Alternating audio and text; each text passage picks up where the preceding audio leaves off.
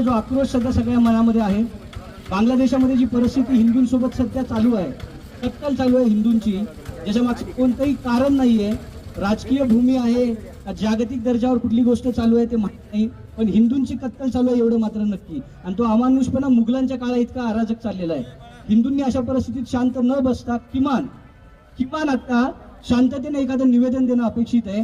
शांततेच्या निवेदनानंतर जर ही परिस्थिती सुंदर आणि शांत होणार असेल तर हिंदूंना ते अपेक्षित आहे. शांततेच्या नंतर काही करण्याची वेळ आली तर मग निवेदनाला अर्थ राहत नाही, पण निवेदन किमान आपल्या संस्कृतीनुसार देणं ही आपली सभ्यता आहे. त्यामुळे